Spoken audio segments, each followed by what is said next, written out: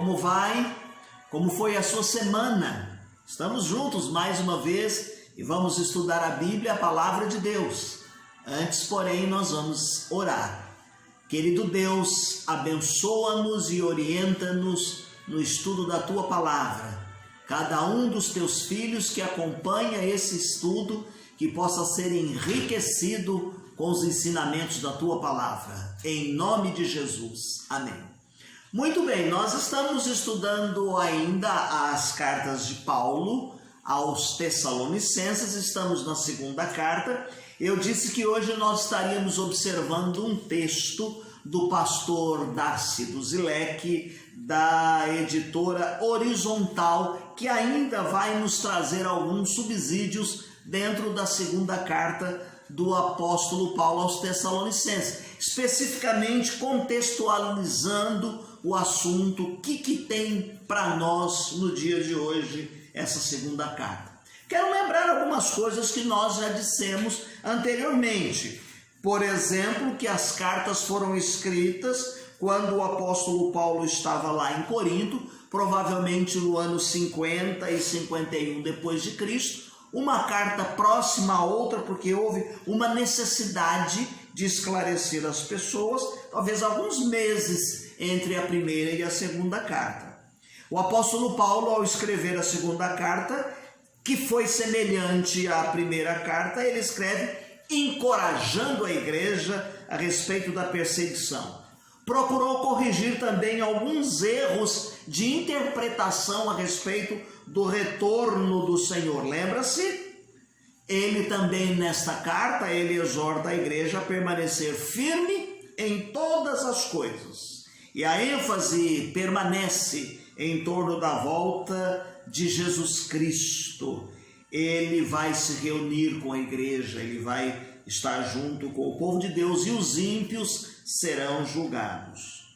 Paulo, então, instrui a respeito da manifestação do filho da iniquidade, Esse filho da iniquidade é aquele homem que possui poder demoníaco, aquele homem que reivindica para si prerrogativas divinas para si mesmo, tá certo?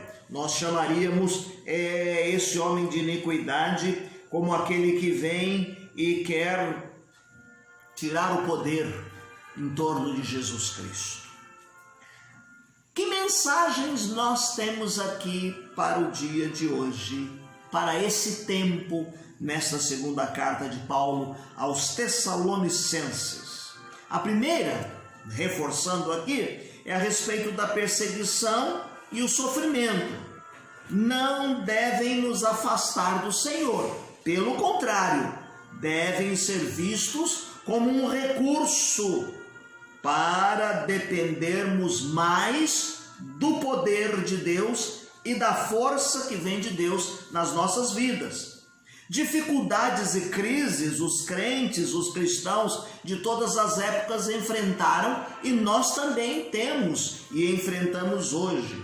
Mas eles devem ser uma oportunidade para o nosso crescimento espiritual, para o nosso amadurecimento.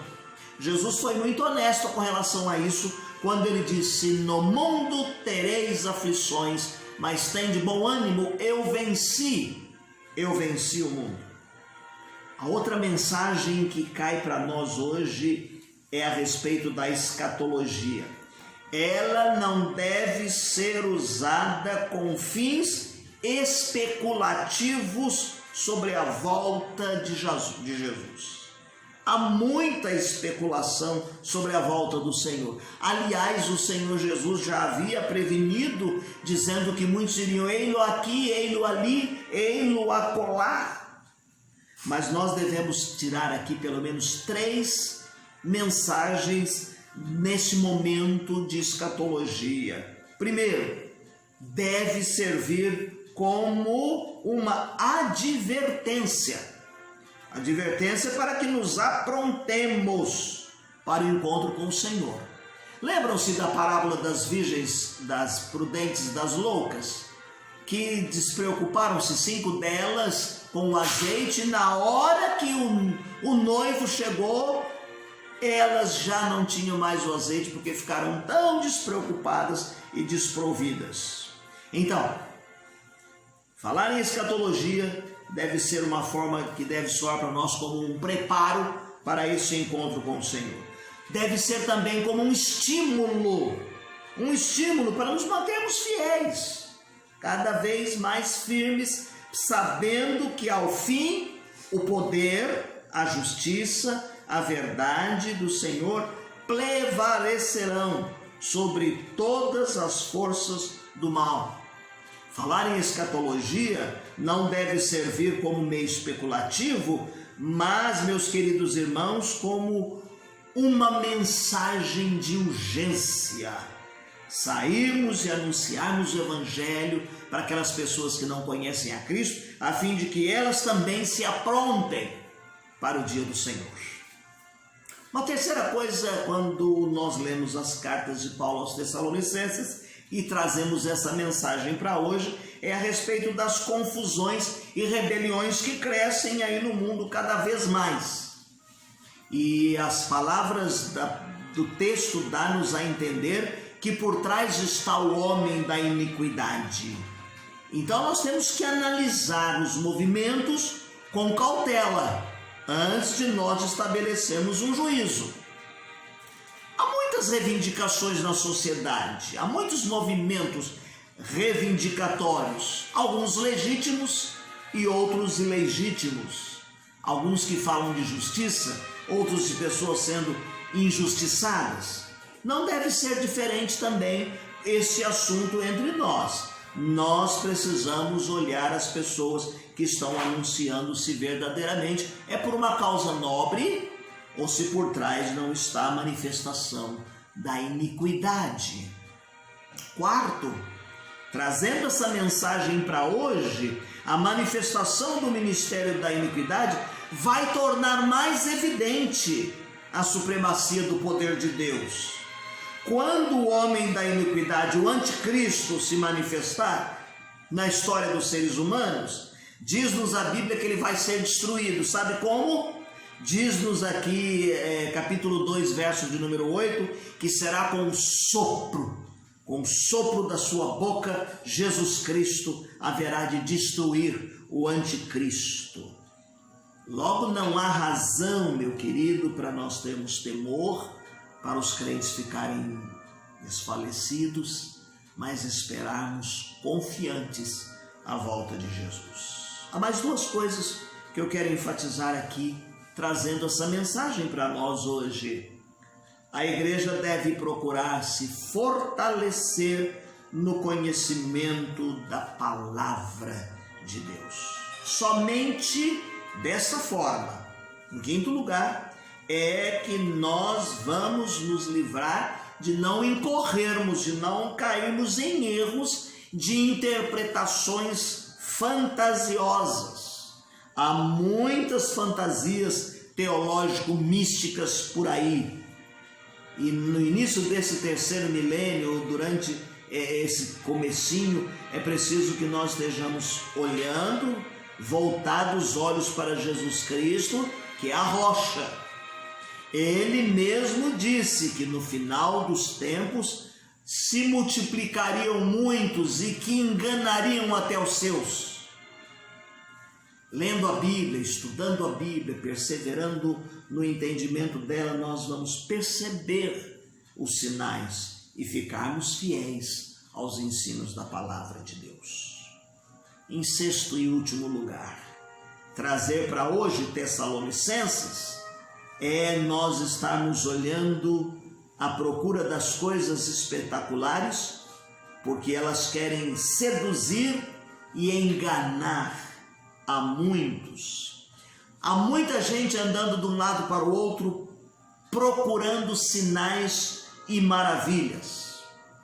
E Paulo, quando ele escreve aos Tessalonicenses, ele vai usar aqui três expressões a respeito do anticristo, que Pedro também enfatiza a respeito dos prodígios de Jesus Cristo. Dizem que o Senhor Jesus Cristo se manifestaria com um ministério em que ele falaria com poder, com sinais e prodígios. E o anticristo vai se levantar também desta mesma forma. O texto que eu citei de Pedro está lá em Atos 2:22. E aqui o apóstolo Paulo, no capítulo 2, o verso de número 9, na sua segunda carta aos Tessalonicenses, ele disse para tomar cuidado, porque ele viria também, essencialmente, com manifestações religiosas, com todo poder e sinais e prodígios, mas de mentira, diferente de Jesus Cristo, o nosso Cristo. Portanto, meus queridos irmãos, nós devemos olhar os resultados. Os resultados são éticos. As pessoas que falam a respeito dessas verdades têm uma vida ética. Se os sinais não são éticos, se as pessoas que pregam não vivem uma vida pautada na palavra de Deus, eticamente correta, então os prodígios serão de mentira. Algumas perguntas para nós fecharmos a nossa lição de hoje. Qual deveria ser a nossa atitude concernente à volta do Senhor? Segundo, faça uma comparação entre o ensino de Paulo e sobre a segunda vinda do Senhor em 1ª e 2ª Tessalonicenses. Terceiro, por que os crentes devem evitar indolência? Lembram-se dos que não trabalhavam e ficavam às custas dos outros?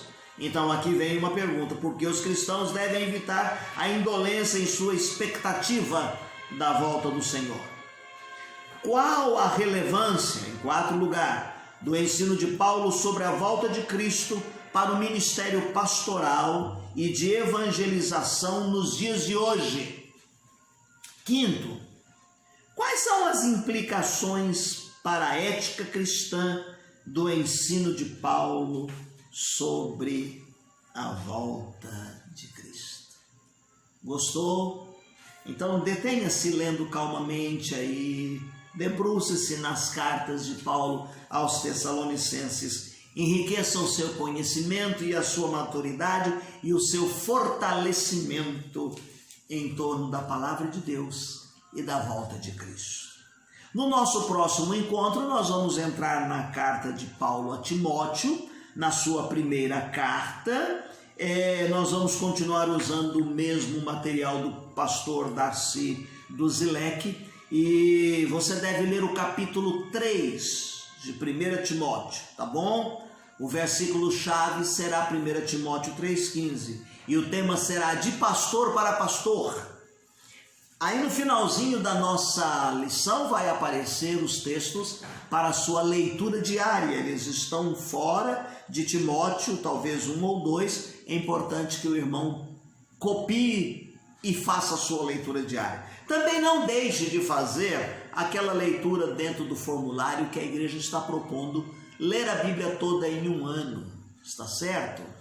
Então que você possa crescer e que você possa ser enriquecido a cada dia e que nós possamos amadurecer espiritualmente. Há um hino no nosso cantor cristão que diz: enquanto, ó Salvador, teu livro eu ler, meus olhos vêm abrir, pois quero ver além da mera letra, além da mera letra. Que Deus, através do teu Santo Espírito, enriqueça o seu entendimento e o seu conhecimento, e que você possa crescer espiritualmente na presença de Deus. Que Deus te abençoe. Até o nosso próximo encontro.